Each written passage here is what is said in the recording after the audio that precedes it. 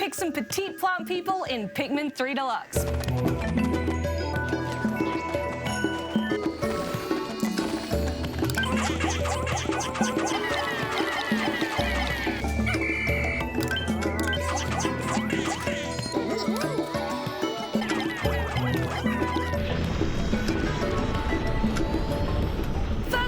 For the Wii U in 2013, Pikmin 3 is a delightful game about exploring an alien planet in search of fruit, with the help of the adorable planty people named Pikmin. Now it's been released on the Switch with a few extra add-ons in Pikmin 3 Deluxe. With a blow of your whistle, you can control groups of Pikmin, little colourful creatures with adorable leaves and flowers on their heads. Each colour of Pikmin also has different skills. For example, rock Pikmin are good for smashing through crystals, while yellow Pikmin can safely conduct electricity and let you complete electrical circuits. Using the right Pikmin allows you to move into new areas and defeat enemies.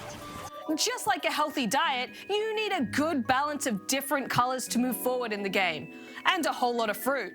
The main story has you shipwrecked on the Pikmin's home planet, trying to gather enough food to feed your home planet. You do this by sending handfuls of tiny Pikmin to carry oversized fruit back to your ship.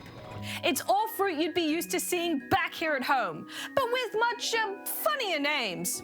Dawn pustules? Oh, sounds delicious. Upon booting up the game, I was excited to jump into the new co-op mode. I love good couch co-op, and to me it was one of the most exciting new features of the Deluxe Edition. But once I got there, I was pretty disappointed. It's just a split screen of both players playing the same story mission independently. So whoever was slower at getting to the next plot point was just running forward aimlessly.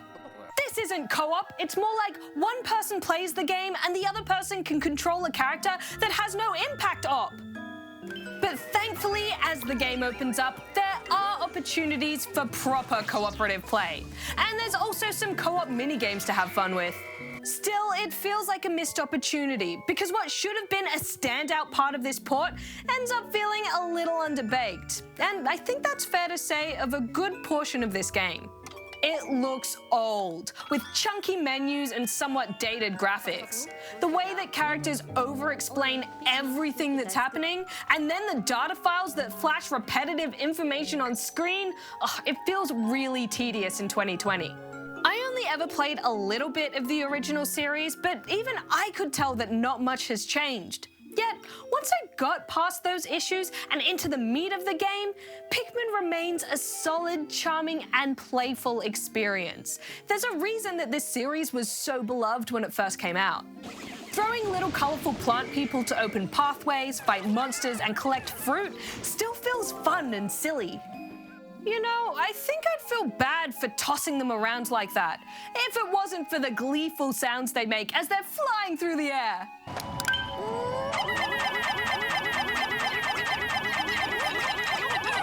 Pikmin 3 Deluxe also has a more relaxed pace than the original, with a couple of changes to take the pressure off. The game now offers hints, though I found often these weren't that useful, and lock-on targeting to help you throw your Pikmin in the right direction.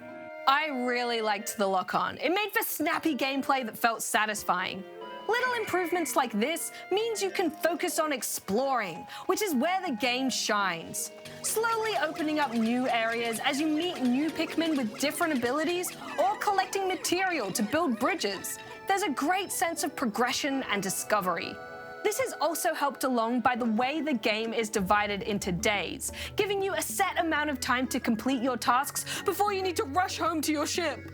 Calling your Pikmin hoping they make it back in time is tense, because if they're not home before sundown, they get got by all sorts of nasty creatures.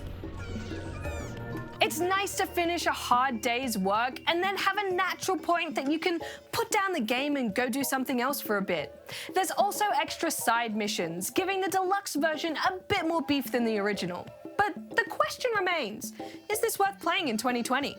If you've played through any of the previous games, there's nothing that feels new or fresh enough to make it a must-play. If you've never touched a Pikmin game before, which is likely the case for most GGS peeps, then it's still a solid game of exploration, puzzling, and easygoing combat.